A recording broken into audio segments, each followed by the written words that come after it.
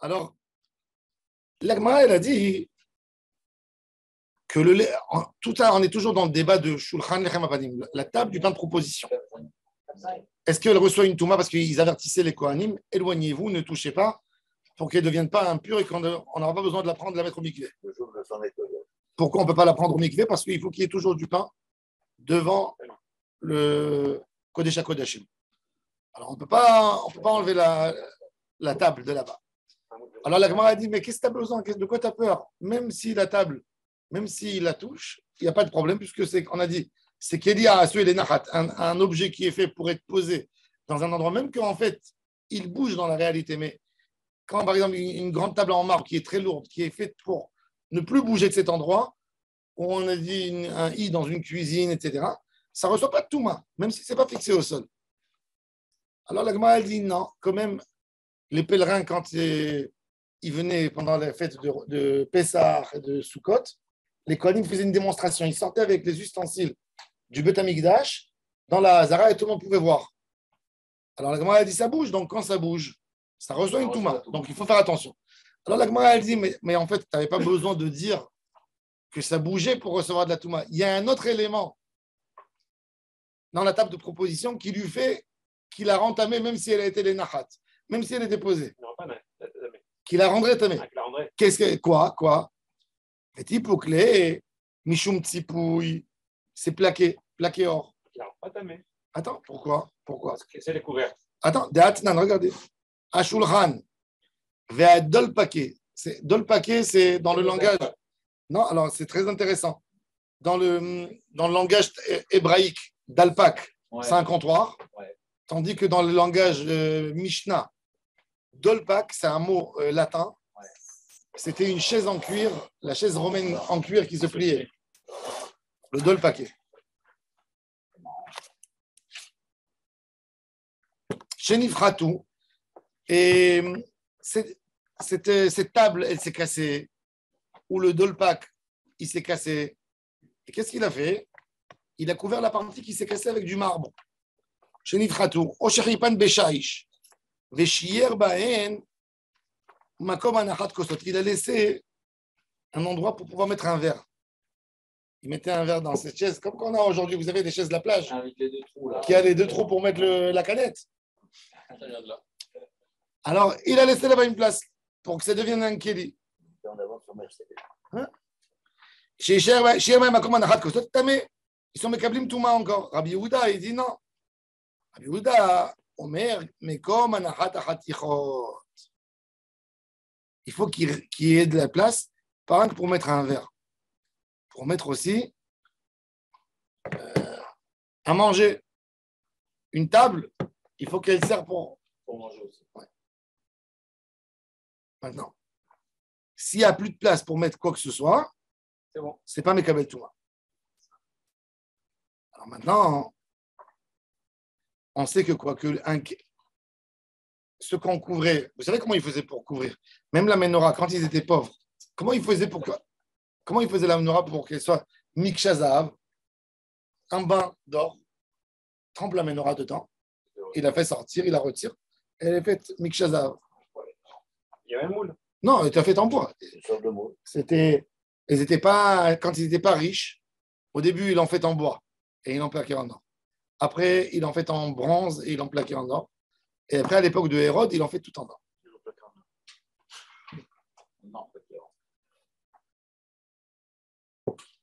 Alors la Gemara dit ותיפוק משום ציפוי דעתן השולחן והדולפק שנפחתו או שחיפן בשי ושיהיה בהם מקום הנחת כוסות טמא. רבי יהודה אומר מקום הנחת החתיכות וחיתמה שני עצי שיטים דחשיב ולא בטלה.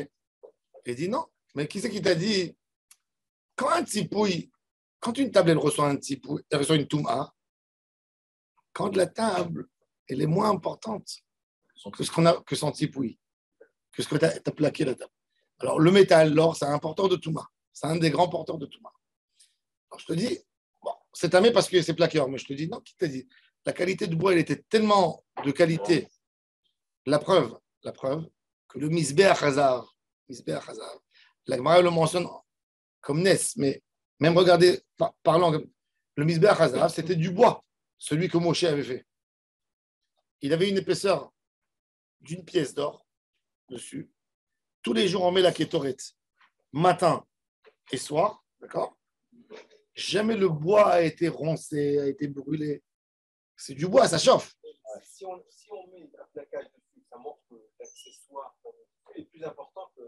Non, tu mets le plaquage pour. Sinon, on ne plaquerait pas. C'est pour enrichir. T'as raison. C'est pour enrichir. Donc, si on l'enrichit, c'est-à-dire que c'est plus important. Non, peut-être les deux sont importants. C'est des valeurs marchandes, peut-être. C'est vrai, grande question, pourquoi en plaquer? Il ne faut pas laisser tel quel. Pour avoir une belle protection, pour avoir une belle une finition. Pour avoir une finition, une belle finition. Est-ce que toujours. Est-ce que quand tu as une table en chaîne, tu la plaques de quelque chose, tu la recouvres, est-ce que ça veut dire que ce que tu couvres est plus cher que la table? Non, pas forcément. Ça veut peut-être dire aussi que le travail qui a été fait pour créer ça, etc., c'est du temps, c'est aussi. Ouais. Et que tu n'as pas envie qu'elle s'abîme parce que le plaquage, tu peux le changer. Ouais, c'est le travail de l'homme. Est-ce qu'il n'y a pas une notion d'image? L'image par rapport au temple. Là. Tu vois, le temple, tu vois un truc en bois, c'est pas cabot, quoi. Peut-être. C'est pas assez riche. Alors, la Gemara dit Shane Atse Shitim, des Hashive, Velo Batle. Elle dit, la Gemara, tu sais, le bois, il était tellement cher qu'il avait une valeur pratiquement comme l'or. Le travail qui a été fait dans ce bois, et comme il dit, on a donné de l'or. Un ébéniste, ça coûte très cher aussi. Le bois, le travail du bois. Alors la Gemara elle dit Ani Khalerish Lakish de Amarlo Shanu El Abekli Aksalgim Abaim Mimidinatayam. Il a dit ça dépend de quel kelim. Aval Bekli Masmim. Il y avait un bois qui s'appelait, à mon avis, en romain ou en italien ou en latin, Masmim. Masmim, c'était un bois hyper cher. Et l'autre bois il s'appelait Aksalagim, il valait rien du tout. C'est comme il y a aujourd'hui, tu prends du sapin, ça vaut rien du sapin. Du chêne, le chêne c'est l'arbre le plus cher aujourd'hui. C'est quoi le bois le plus cher qu'il y a? Les gosses. C'est ça le nom de ce. Non. Ah, le pali. Comment vous appelez? Palissandre. Ça pousse où? C'est une sorte d'arbre cerisier. Comme, Au Japon, il y a tous les bois. Mais c'est un bois très dur qui ne peut pas se. Très lourd, il ne se tord pas. C'est la même chose que le teck en Norvège. Palissandre de Rio. Ouais. C'est du noyer à l'origine, le noyer. Voilà, le gosse, le noyer. Le gosse, c'est le noyer. Très cher. Ça coûte très très cher, c'est un bois très dur, très lourd. Qui donne, et très lourd. Il y a aussi le bois d'Afrique très recommandé, c'est l'ébène. C'est ça qu'on dit la peau d'ébène concernant les Africains. Ce bois, il est très noble et très beau. Et un beau black, il est royal. Il est beau. Vous n'êtes pas d'accord hein? Je suis d'accord, oui. Oui. Alors, elle m'a dit. Quel est le bois le plus cher au monde? C'est laquelle? Ouais, c'est tout ce que tu veux. Alors, roi Merlin. Oren, c'est rien. Oren, il est. On ne peut même pas le travailler. Vous voyez, ça, c'est Oren. Ça. Ce bois, c'est Oren. Il est hyper léger. Bon. Il lui faut une épaisseur pour qu'il ne prenne pas du ventre. Et... Le bois le plus cher au monde, c'est l'acajou. La noix de c'est l'acajou. L'acajou, c'est cher. Il a raison, je crois que c'est l'acajou le plus cher. De Cuba. 30 000 à 50 000 euros le mètre cube. Waouh! Bon. C'est pas beaucoup, hein, un mètre cube. C'est quoi un mètre cube? C'est un mètre sur un mètre. C'est pas grand-chose. Qu'est-ce que tu construis avec un mètre cube de bois? Avec les chutes et compagnie. 30 000 euros. Ouais, c'est des bois qui coûtent une fortune. Alors, Gemara dit Aval Masmim, Lobatle, Shapir, ça c'est l'opinion de qui? De Rish Lakish. Ça veut dire Rish Lakish, il te dit quand ça reçoit de la touma, quand le bois il a une qualité inférieure, il est naze, et ce que tu as couvert, tu voulais lui donner un bel aspect. Là, il reçoit la touma parce qu'il a perdu sa nature pour ce qu'il a couvert. Mais quand le bois à l'interne, il est de très haute qualité, et tu l'as plaqué peut-être pour conserver la qualité du bois pour qu'il ne s'abîme pas. Donc tu voulais assurer, donc tu l'as plaqué d'une d'un métal ou de l'or ou quoi que ce soit, là, il te dit Rish Lakish. Pour moi, il ne reçoit pas la Touma. Ça, c'est l'opinion de Rish Lakish. Rabbi Yochanan, son beau-frère, n'est pas d'accord là-dessus. On va voir. Et là, les Rabbi Yochanan de Amar, Afilou Bekli Masmim, Nami Batle, il a dit Rabbi Yochanan que même un beau Keli, mais comme qu'il a dit Daniel, quand même, on veut que les gens qui rentrent au Beth Amikdash, qui ne voient pas du bois, ils viennent jusque-là, et qui voient de l'or, qui voient. Et la halakha est comme Rabbi Yochanan contre son beau-frère. Alors qu'est-ce que tu expliques? Et là, les Rabbi Yochanan d'Amar, Afilou Bekli Masmim, Nami Batle, Maïka le Mema. Veritema, Kan Betzipouy Omed, Kan Betzipouy She'eno Omed.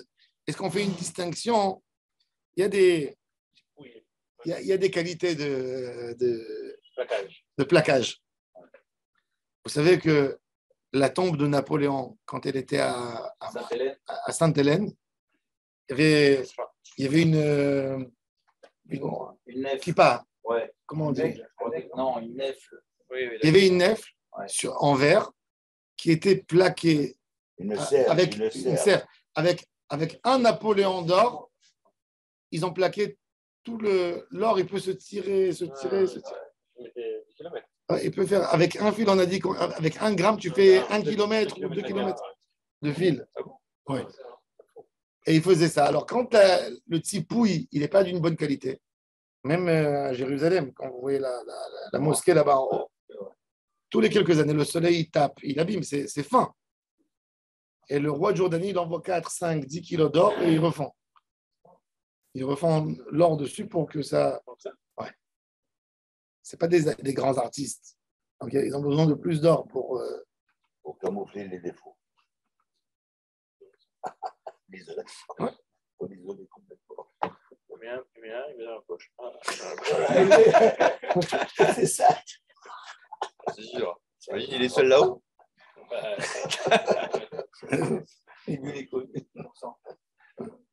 Alors, il dit.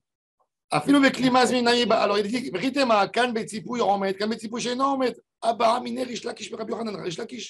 lui-même, il a eu un débat avec Rabbi Yochanan là-dessus. Il a dit à Rabbi Yochanan, est-ce que tu n'es pas d'accord avec moi? Tu parles d'un tzipouille omed ou d'un tzipouille pas omed? Est-ce que tu voulais dire aussi tzipouille she'eno omed bechofet levazvazav ou she'eno chofet levazvazav? Il a dit, est-ce qu'on parle ici d'un tzipouille que tu as plaqué à l'époque quand il plaquait avec de l'or? Il faisait, qu'est-ce qu'il voulait? Il voulait que de l'apparence. Vous voyez ce bois que vous avez? Et je voulais qu'il est moins cher. J'ai demandé qu'il soit plaqué que d'un côté. Qu'est-ce que j'ai besoin qu'il soit plaqué d'en bas? Tu enlèves un peu, tu enlèves. Alors il dit, quand un tsipouille, il prend la nature, tu veux qu'il prenne la nature, il faut qu'il le plaque entièrement. Mais quand il ne le plaque pas entièrement, c'est pas. Alors il a dit, tu es d'accord avec moi que dans certains cas, c'est la lachaï comme moi, comme ça, Rish Lakish dit Rabbi Yochanan. Rabbi Yochanan, il n'est pas d'accord avec lui. Il lui a dit, Amarle, il lui a dit, Loshna betzipouy omed, veloshna betzipouy she'eno omed, loshna bechofet levazvazav, veloshna beche'eno chofet levazvazav. Dans tous les cas, je dis que ça reçoit la touraque, c'est que le bois interne, il prend le caractère du tsipouï. Le plaquage. Toujours le plaquage, c'est le plus important. Pour Rabbi Yochanan. Le tsipouï. Et la Shane Shulchan de Rahamana Karye Etz. La Torah, elle a appelé Etz. Donc il te dit, Etz, c'est pas Mkabel Touma. La Torah, elle a dit, Vasta Shulchan Atze Shitim. Elle n'a pas dit Vasta Shulchan Zav. Quand elle appelait l'encensoir, comment elle appelle? Miktar Azav. Et pourtant, il a en lui dans son volume, s'il fait un demi-mètre carré de volume, il a en lui même pas un centimètre ou 2 centimètres d'or et le reste c'est du bois. Et la Torah, elle appelle encensoir en or. Tandis que la table, elle est appelée Shulchan Atzeshitim. Pourquoi le recouvert d'or? C'est plutôt autre chose. Ça veut dire que la Torah, elle a dit que le Icar, là-bas, elle a montré que le Icar, c'était le bois et pas le. Le Icar. Et ça peut être aussi par Ça t'empêche l'utilisation. pas de Hein? La table, tu l'utilises. Alors, ça a le nom du bois. Tandis que l'autre, tu ne l'utilises pas, alors c'est l'or. C'est ce que tu bois. Et... Non, mais peut-être que si. Moi, j'en vois une différence. C'est que, quelque part, en disant, pour la table, tu la feras en bois, tu la recouvres d'or, c'est qu'on tient ce qu'elles sont pour l'intérieur. On tient. On tient ce que On son tient bras qu'elles est sont- là. bien sûr. Alors que l'autre, Alors que là, tu aurais pu le faire. tu fais ce que tu Alors veux. que l'autre, tu aurais pu le faire c'est la sans différence. intégralité. Et il y a fait mode. Et c'est pour ça que la Gemara, elle amène un texte C'est le de, Ikar, elle amène en un fait. texte de Ézéchiel. Regardez dans les psukim. Regardez dans le Torah Or. Allez, Amizbeach Etz. Ézéchiel, il a fait le programme du troisième temple. Non, la dernière, Kavzaïn Amoud Aleph. המזבח עץ, 3 אמות גבוה, ואורכו 2 אמות, ומקצועותיו לו ואורכו וקירותיו עץ, וידבר אליי, l'ange, il parle à Ézéchiel, זה השולחן אשר לפני אדוני, c'est la table qui est devant Hachem. Un détail concernant le plaquage, il faut faire très attention actuellement chez les brocanteur et chez les antiquaires, ceux qui vendent des bijoux. Au départ, ils sont vraiment dorés, mais ce sont tous des bijoux anciens qui étaient en argent et qu'on a plaqué or. C'est-à-dire que si vous regardez un petit peu, dès qu'ils vont... Alors comment tu vas faire? Tu casses? Comment tu fais pour montrer? Non, il faut que le brocanteur soit sérieux. Il n'y a pas de sérieux. Un brocanteur, c'est un brocanteur, il ne connaît rien du tout. Il achète des lots, il vend. Non, il n'y avait pas de poinçon. À l'époque, il n'y avait pas. Vous savez que même pour un poinçon, il faut payer. Un poinçon, tu payes à l'État. Pour un poinçon, non, c'est une taxe. Pour te donner le poinçon, il fallait payer. Pour te mettre un poinçon, ça coûte. Vous voulez dire à l'époque, hein, à l'époque. Ben oui, à l'époque, tu peux avoir de l'or qui n'est pas Poinçonné.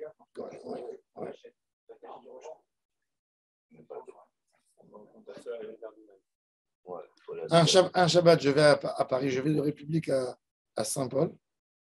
Je marche avec mon fils. Je marche dans la rue. Je vois une dame d'un certain âge, 45, 50. Elle crie comme ça, waouh, quelle belle bague. Elle se penche comme ça. Elle lève une grosse bague. Elle me dit, elle est à vous? Je lui dis non, pas à moi. Elle me dit, je ne suis pas marié, moi, j'ai rien du tout. Je vois que vous avez un enfant. Prenez-la, offrez-la à votre épouse. Je lui dis, alors maintenant, moi, je lui dis, maintenant, c'est Shabbat. Donc, je lui dis, non, je n'ai pas le droit de la prendre. Elle me prend ma main, elle me la met sur mon dos. Je dis, chez Michon. Alors, elle me dit, donnez-moi un 100 €. Ah, la chienne. Je lui ai dit, je ne sais pas. Je lui ai dit, venez, vous voulez, venez samedi soir, je vous donne. Elle me prend la bague, elle m'arrache, elle me fait du sang sur tout le dos, elle sauve. J'ai rien compris. J'avais honte de raconter cette histoire.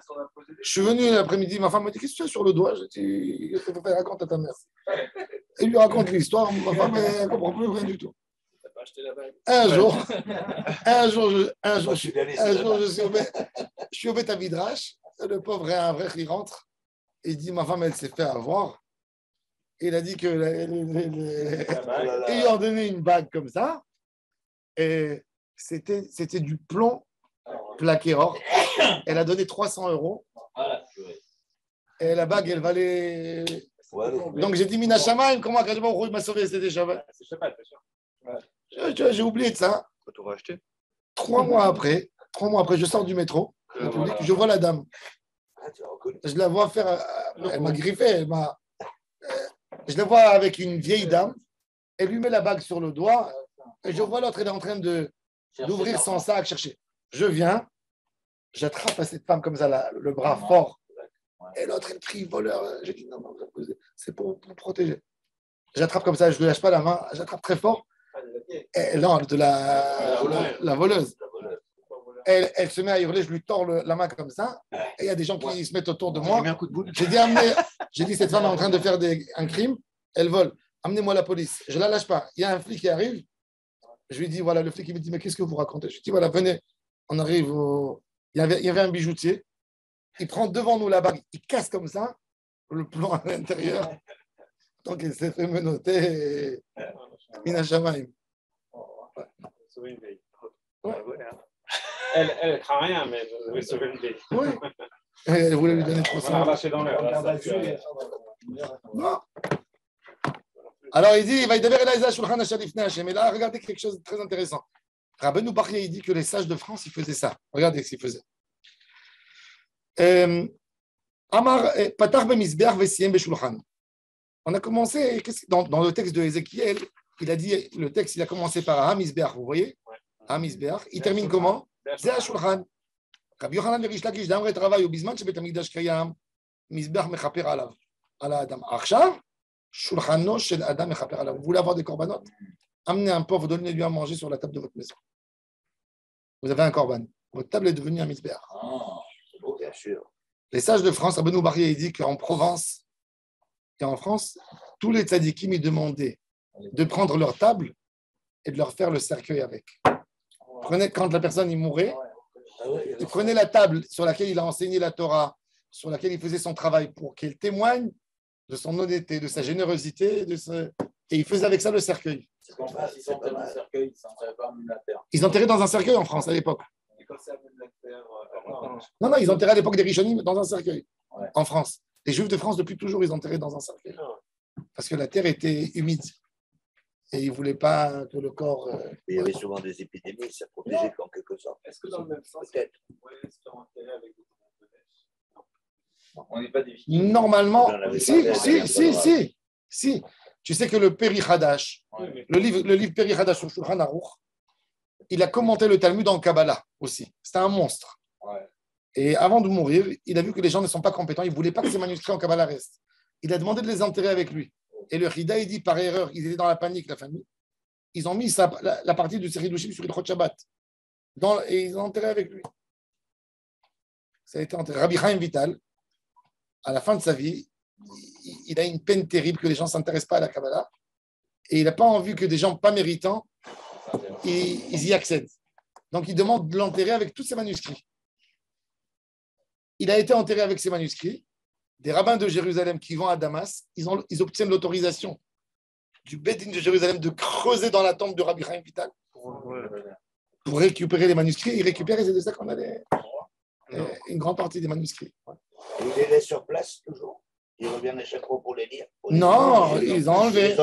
Ils ont pris. C'est contre la volonté. Après 50 ans, 60 ans. Et ils étaient encore Ah oui. Ils étaient dans des tonneaux. Il écrit, Rabbi Yaakov Tzemach, il raconte. Il dit comment c'était dans la terre et ça s'est détériorisé. Il a réussi à récupérer beaucoup de choses. Ils ont pris là-bas 30 livres de Rabbi Chaim Vital. Il y a eu d'autres qui ont été abîmés complètement. Mais tu vois qu'il y a des gens qui ont demandé d'être enterrés avec. Moi, je sais que mon grand-père, quand il est niftar, il avait préparé toutes les factures de Zdaka qu'il donnait. Il a demandé de les mettre avec lui. Il y avait des sachets de factures qu'il faisait et il gardait ça pour après 120 ans. Ouais, il avait des minagim comme ça. Moi, je dois me enterrer avec ma raquette. Récupérer vos 5 par exemple. Ouais. Et quelques balles, quelques boîtes de balles. J'ai des balles, ça, je voulais. Mais alors, si pour Arabe, il y a des grandes scènes inconnues qu'on ne connaît pas, ils n'auraient pas enterré avec leur livre. Un link. Tu veux un link? Qu'est-ce qu'il faisait à l'époque? À l'époque, quand il y avait un set Torah, la Gemara a On a dit. le droit d'être enterré avec un accessoire. Ça, c'est les tzadikim, mais pas. Non, ça c'est que les païens qui enterraient. Les païens, comment en Israël aujourd'hui, comment tu reconnais aujourd'hui un cimetière juif ou un cimetière goy? Quand ils creusent. Ils creusent pour faire des héros, tout d'un coup ils trouvent un cimetière. Tu trouves partout des cimetières. Comment ils savent? Est-ce qu'on peut profaner, enlever, ou il faut laisser sur place? Alors, la tête vers Jérusalem, ce n'est pas toujours ainsi. Ils ne faisaient pas. Mais quand ils voient des tombes neutres, propres, ils ne voient que des squelettes, ils savent que c'est des juifs. Normalement, ils savent que c'est des juifs. D'après, on regarde aussi la pierre, comment ça a été construit, la tombe. Les musulmans, ils n'enterraient que dans la terre. Les juifs, ils mettaient la pierre pour protéger. Et c'est comme ça. Dès qu'ils trouvent une épée dans la tombe, ou ils trouvent des chaînes en or ou des bijoux, ils savent que c'est des goïs. Les juifs, ils s'enterraient. La Gemara dit que quand il y a un Talmid Chacham qui meurt, on prenait les anciens Sefer Torah, on les mettait dans des tonneaux en poterie et on les enterrait avec le Talmid Chacham. On disait, le Talmid Chacham, c'est un Sefer Torah vivant, on l'enterre avec un Sefer Torah qui a vivant. Et il mettait, pas sous, oui. Il mettait. Dans le cimetière, on C'est vrai qu'on fait la tête vers Jérusalem. Toujours. La tête vers Jérusalem. Les Juifs et les musulmans, ils enterrent la tête à l'est, les pieds à l'ouest. Toujours. C'est comme ça que tu reconnais un cimetière juif, toujours. Dans ce qui vient faire un cimetière, on va l'orienter selon le. Oui, comme une synagogue. Toujours. La tête vers Jérusalem. Tout le temps.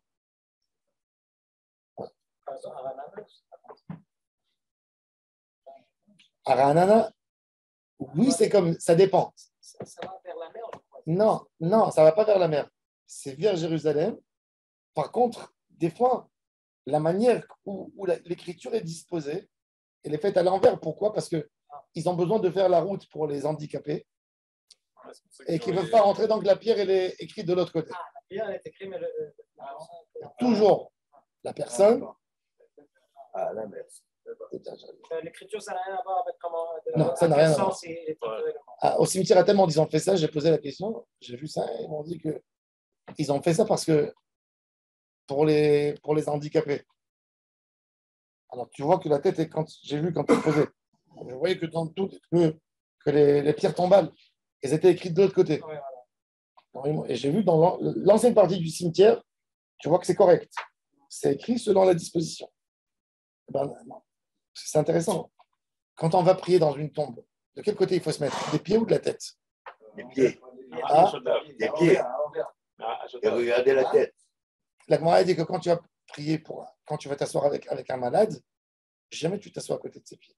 Toujours, tu prends une chaise. Quand tu vas visiter quelqu'un à l'hôpital, tu prends une chaise, tu t'approches, tu t'assois pas sur son lit, tu prends une chaise et tu t'approches jusqu'à sa tête. Parce que Shrina nimtzet merashotav shel cholé. Et on dit pareil dans un iftar. La Shrina, elle est du côté. Donc même quand on va dans une tombe d'un tzaddik, etc., il faut toujours aller vers la tête et prier de ce côté. Quand on monte pour pèleriner, les tombes des parents, etc., il faut se mettre quand on fait des Mishnayot et tout ça, c'est bien de se mettre du côté de la tête. Et donc la tête, c'est où la tête? Toujours. Alors, normalement, c'est selon l'écriture de la tombe. D'accord. Quand tu as l'écriture, ça veut dire que. Ben voilà, maintenant, c'est. Tu peux pas pas savoir. Mais dans la majorité des cimetières, quand c'est bien fait, À Jérusalem, c'est au niveau de l'écriture. je vois même à Jérusalem, c'est vers la Hiratika, toujours. Quand c'est à Jérusalem, c'est toujours vers le temple.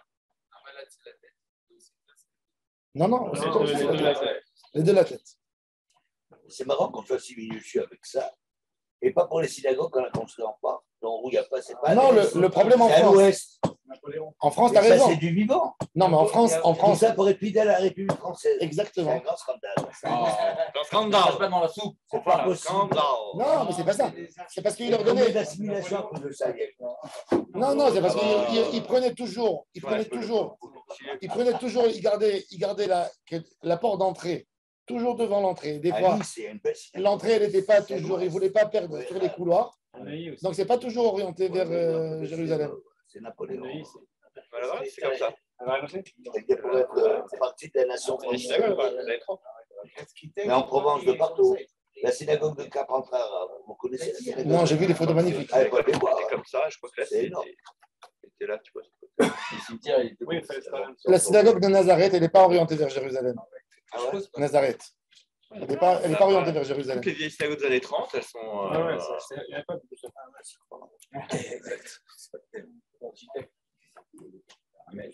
C'est des belles synagogues. C'est très bien. À la Avec le truc là, comme le curé, comme à l'église. Tu as vu là, comme le truc là du. Nazareth, elle est magnifique. Ah Nazareth, elle est magnifique, cette synagogue. Incroyable. Nazareth, c'est une des plus belles synagogues. Ça, c'est très elle est belle. Elle est énorme, la Et synagogue. vous dites ça, Strasbourg, elle est énorme. Elle est énorme, Strasbourg. Et le béton, il la rend pâle. Non, Strasbourg rappelle un peu la victoire. C'est énorme. Énorme. c'est Ah, massif. tu parles à Paris de Notre-Dame de Nazareth? Ouais, la synagogue. Hein. Lui, il était à Nazareth. Je fais le commentaire une fois. J'avais pris dans une. C'était une ancienne. Qu'ils ont converti en cette très belle avec les vitrages. Vraiment. Quoi, il y a là-bas Marie et tout ça sur les vitrages. Non, je ne sais pas. Ils ont mis Moshe dans le Mais vraiment. C'est possible. Ouais. De convertir une église. C'est possible de convertir. Surtout si c'est une église protestante. Pour l'instant, ils ont aussi les statuts, non? Non, ils n'ont pas de représentation, à part la croix. Je pense que c'est bien si tu convertis une. Je crois qu'il n'y a pas de. Déjà, si une église elle devient une mosquée, c'est déjà bien. Si une église elle devient une mosquée, c'est déjà mieux. C'est-à-dire, elle a été annulée de Avodah Zarah dans les mains de Goy. Par contre, on te dit que quand le juif il a possédé, ça veut dire il faut que le Goy il casse quelque chose de l'église, il la rend pas église, ça veut dire il fait de ça une cave. Il a comment dire, désacralisé. Rien qu'après le juif, parce que si le juif il achète, c'est une maison de Avodah Zarah, donc il est chayav de détruire tous les symboles d'Avodah Zarah. Mais cet immeuble-là, il est considéré par la mairie de Miami comme un patrimoine national. C'est vraiment un immeuble. Ouais, même en France, ils te donnent des trucs comme ça pour entretenir. Ils te permettent de mettre un lieu de culte, mais à condition que tu gardes tous les paramètres qu'il y avait avant. Misbeach hanechoshet. Comment il est nettoyé? Alors, dirtiv misbach adamat ha'aseli. Misbach hazahav dirtiv amenora va misbechot. Ipkush misbechot zelazé. On a fait un hekesh de misbechot qui sont considérés comme de la terre. Donc, même l'encensoir, qu'en fait, il était tout petit, il était mobile, il bougeait d'un endroit à l'autre, il a un hekesh qui ne reçoit pas de la touma, il est considéré qu'ekarka. Alors, la Gemara, elle dit, Chachamim omrim, mipene, she'en metzupim. Chachamim ici oppose.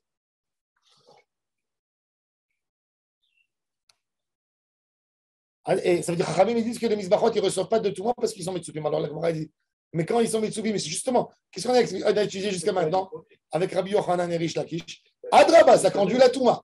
Tu me dis, mais pine chez metzupim, ça ne devrait pas être tamé? Oui, ça devrait être tamé. Qu'est-ce que tu es en train de raconter? Chez metzupim. Alors, la Gemara dit, Adraba, le contraire, qui va des metzupim ni nous metamo. Et il faut lire la Mishnah autrement, pas comme on a l'habitude de lire. Chachamim omrim. Chachamim etamim ibnei she'em metzupim. Parce que l'or est plus important que la table. Ouais. C'est ça, c'est pour ça qu'ils sont. Ils ne sont pas d'accord qu'on fait une juxtaposition de Misbeach Adama. Et il va être, et si tu veux, tu peux dire autrement. Rabbanan, les Rabbi Eliezer, Chachamim, ils ont parlé à Rabbi Eliezer, ils lui ont dit Maïda Atir, pourquoi tu as dit que les Misbachot, ils ne sont pas Mekabel Toum'a? Ah, parce que tu dis qu'un Misbeach, il reçoit une Toum'a parce que c'est Metsoupé? Non. Miftal Batil Tzipouyan Gabayou. Alors là, ce n'est pas une preuve. Là, je peux lire autrement. Ça veut dire que c'est une parole que Chachamim, ils ont dit, ils se sont battus avec Rabbi Eliezer pour quelle raison le Misbeach, il n'est pas tamé? Toi, tu veux dire parce que c'est Tzipouille? Non. La Torah, elle l'a appelé Misbeach Adama. Donc, on revient à l'opinion. C'est pas Chachamim, ils ne sont pas métamim. Il n'y a pas de preuve. Amar Rabbi Abaou. Et ça, c'est la halakha behemet. Comme la Torah, elle a appelé Misbeach Adama Ta'aseli. Elle a appelé Misbeach Adama. C'est intéressant. Donc, comme elle a appelé Misbeach Adama, il ne reçoit pas de tout. C'est intéressant pourquoi il s'appelle Misbeach, l'encensoir. Le Rada qui pose la question, il dit, il s'appelle dans la Torah, une fois il s'appelle Miktar Ketoret. Et après, d'autres fois dans la Torah, il s'appelle Misbeach Hazav. Et nous, on appelle Misbeach, il dit, il n'y a pas de Zévach là-dessus. Pourquoi tu l'appelles Misbeach? Le Rada qui pose cette question. Il dit, il s'appelle Misbeach que parce que le jour de Kippour, on aspergeait du sang dessus. Le sang, on aspergeait le jour de Kippour sur le Misbeach Hazav. Alors il dit, il y a du Zévach dessus. Il y a du Zévach. Pourquoi le sang, l'aspersion du sang, c'est Zévar? Tout ce qui est Zévar, qui a du sang, Conséquent, c'est conséquent en Zévar. Comme ça, il dit le Radak. Dans cet Arashorachim, il y a d'autres qui expliquent, qui disent que non. Ils disent que tout le Inyan, ils te disent que tous les corbanotes, ils montent que grâce à la Kétoret. La Kétoret, elle fait monter tous les corbanotes. Alors il te dit, même qu'il n'est pas lié, il n'a pas de corban en réalité là-dessus, mais comme il est lié à la Vodata Korbanot, que toutes les Korbanot montent grâce à la Kétoret, c'est le prolongement, même qu'il n'a rien de tout sur lui, il s'appelle Misbeach. Il y a plusieurs. Maintenant, vous allez voir quelque chose qui est un peu. Je me suis toujours posé cette question, comment ça se fait qu'ils ne font pas ça? On parle de la salamandra. Dans le monde ancien, ils avaient une émouna comme ça. Je ne sais pas, est-ce que ça tient la route? Ils disaient que si tu mets un feu, Comme ça, la main. non, si tu mets un feu 7 ans, un feu existant, Ouais. 7 ans après 7 ans, il y a un gros lézard qui s'appelle salamandre qui sort du feu, Ouais. qui se crée là-bas. Non, mais Tu prends répétez le- là, ce que vous avez dit là. Tu prends du feu, Tu laisses allumer un feu pendant Non, il y 7 a un ans. peu existant. un feu, non, tu fais un feu existant 7 ans. Ah, il n'a pas brûlé, Il a- on le rallume. Non, tu l'as alimenté 7 ans. Le feu, Ah, je l'allume. Ah oui, je l'alimente, d'accord. Et alors, Dans quelle époque du temps? peu importe comment, peu importe. Du charbon, bois. Oui, du feu, l'existence du feu 7 ans, elle crée un lézard ah ouais. qui s'appelle salamandre. Cette salamandre, tu prends le sang de la salamandre, tu enduis le corps de quelqu'un, il rentre dans le feu, il n'y a rien qui se passe avec lui. Je vais le faire. Quand j'étais enfant, je rêvais sur ça. Je me disais, Ah, mais comment tu mais tiens pourquoi- ça Alors, Abraham Avinu, il est sorti de la fournaise avec ça. Ah, enfin, alors, tu vas dire qu'il est sorti alors. Et si Il y a- tu te rates, Alors, c'est très intéressant. Mais non, c'est pas une histoire. C'est pas une histoire comme ça. C'est pas une histoire qui tient pas la route. L'Agmara elle raconte, le Midrash il raconte, qu'il y avait une des reines de la Judée qui était mariée avec un mari païen, que lui avait fait un vœu que son premier enfant, il allait le donner au Molech. Qu'est-ce qu'elle a fait? Elle a demandé d'allumer un feu. Pendant 7 ans, elle a récupéré la salamandre, ouais. elle l'a mis sur son fils, Sur son bébé. Ah ouais. et quand le père l'a fait passer au feu, il n'est pas mort. Et c'est pour ça que le peuple le prenait pour un dieu. Parce qu'il est passé dans le feu, il n'a rien eu. Est-ce que c'est vrai? Est-ce que c'est faux? Point d'interrogation. Sami Quand tu Agabay. fais salamandre Rabbi, c'est Sami Agabay. C'est un grand serpent, quoi. Non, c'est pas un grand serpent, c'est un petit lézard. C'est un lézard. Mais c'est pas ça, c'est pas ça. On parle pas de- on parle pas de ça. C'est pas ça, c'est pas ça. Si. Alors regardez, Pourtant, le lézard, il a du sang qui n'est pas chaud. Rav. Ça veut dire qu'au temple, il y avait un salamandre qui sortait tous les 7 ans. Parce que le H n'était pas mis. Ah oui, Oui. t'as raison. peut-être. Oui, T'as raison. T'as raison. Peut-être que c'est à cause de ça qu'il parlait de Touma, parce que la salamandre est tombée de la table, après elle se blessée, elle mourait, elle touchait des trucs. La salamandre aussi, si tu le coupes la queue, elle le repousse. Je sais pas. Alors le Tosfot, il dit que la salamandre, c'est une sorte de. Il dit que c'est pas un lézard, il dit que c'est une sorte de souris. Il dit pourquoi? Parce que le Targum Onkelos, il a traduit Aholet ve'achbar karkushta ve'salamandra. Il cite le Haruch de Rome. Maintenant, je sais pas, tu as trouvé quelque chose sur la salamandre? Ah.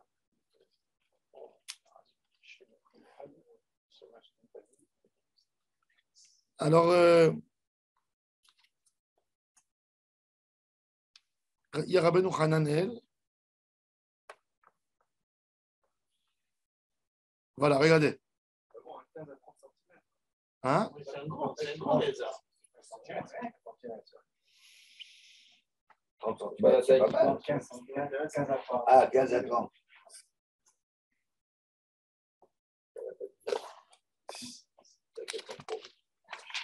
L'ancêtre de l'alligator. Ah, d'abord.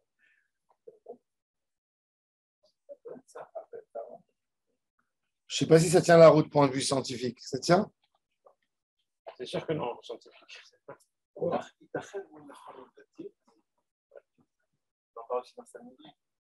Ah, il y a plusieurs endroits où c'est la salamandre, elle est mentionnée. Dans Choulin Davkouf Ravzain, salamandra. Ben là, salamandre, ça ressemble à un serpent. C'est le Rachid, de- Rachid dans Choulin, il dit que c'est du feu, alimenté du feu, mais qui a brûlé pas n'importe quel bois.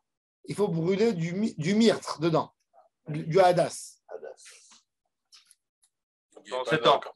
Et pour Rabbi Akiva, il dit que c'est une sorte de tortue. Alors, ça vient du parsi, Mashmaoto Betoch Esh. Dans le C'est feu. bizarre parce que je suis sur un site qui s'appelle Portal Adapayoni.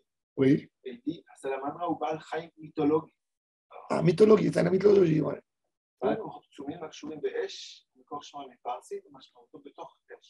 Dans le feu. Aristo, כתב בהיסטוריה, Aristo, qu'est-ce qu'il a écrit sur ça? כתב בהיסטוריית הטבע על עמידותה מפני אש. Amidouta, oui, qui résiste au feu. פניאנוס. Galiano, c'est un médecin. לטעה מסוגלת לכבות אש במגע, ואוסיף שהיא רעילה מאוד. Vous avez entendu ce qu'il dit Galianos? Galianos, c'était un médecin, un grand médecin. Le Rambam, il le mentionne, c'était un des plus grands médecins grecs.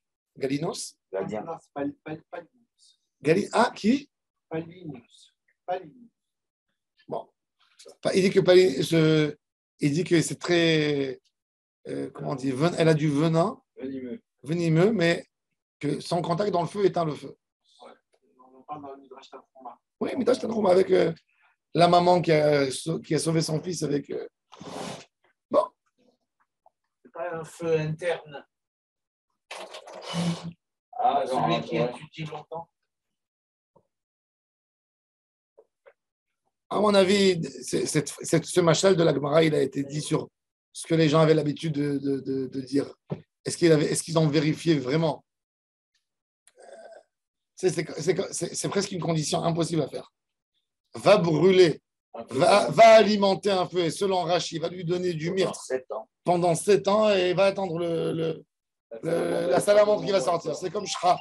Shra, il a dit qu'il s'est enseigné à un âne à parler. Alors, comment il s'appelle? Le B. Le B, il est parti. Il lui a dit, je t'amène à un âne, voilà. Tu as 7 ans pour lui apprendre. Il a dit, pour lui donner, pour l'enseigner à parler, ça va me demander toute la journée d'être avec lui. Qui c'est qui va nourrir ma femme et mes enfants? Alors le B, il a dit, moi, je nourris ta femme et tes enfants. Et il lui a dit, tiens, je t'avance 1 an de Parnassa. Le gars, il rentre avec l'âne à la maison, il voit sa femme qui pleure et dit, dans 7 ans, tu te fais tuer. Il a dit, dans 7 ans, c'est ou le B qui va mourir, ou moi, ou l'âne qui va mourir. Il est pas mal. Bien, profitons. Il est pas mal. On a fini. Bon.